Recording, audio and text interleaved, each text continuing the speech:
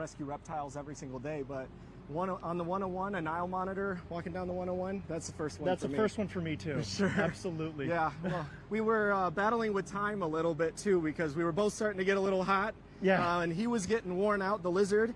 So we were trying to make sure that we could get him before he cooked in that little culvert there. Yeah, absolutely. And that's our biggest thing is, for the safety of that animal, you know, it looked a little intense, and it was, but for the safety of that animal and us, it was basically get him out, get him in the box, and we need to get him out of here and cool down in the vehicle. But also the drivers on the 101, because if that monitor lizard was to bolt out into traffic, who knows what could have happened. Yeah.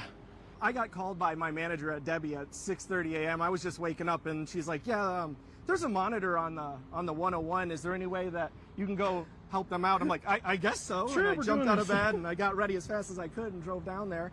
We got to the scene. You know, the officer kind of took us over to where there's a storm grate. We weren't sure if the storm grate could even be removed, and then there was this small kind of grate that you could see all the way down the culvert, and we tracked the monitor all the way to the dead end there. And then Casey started kind of poking him from the back to get him closer and closer to the edge of the culvert where we could kind of see him in the storm drain. He wouldn't come all the way out because he was starting to get more and more suspicious of us. Oh, absolutely. But then we kind of were able to put one of the catch poles down in there and kind of get his arm through so that he couldn't slip out. The first time we got a hold of him, he actually backed out, and their heads are so narrow that he was able to kind of just slip out of that catch pole. So I had to get his front arm through. Casey was able to kind of shove him down as he kind of wore out. He got his arm through, and then we cinched it up around his waist and his upper arm.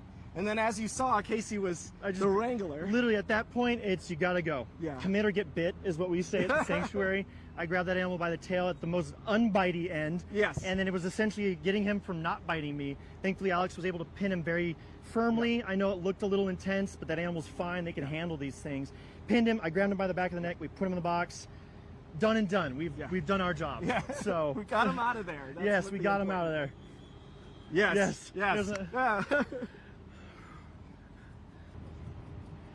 So at the sanctuary, we actually have Nile monitors. So I have thorough training on these animals, and they're actually one of the few lizards that will actively pursue you.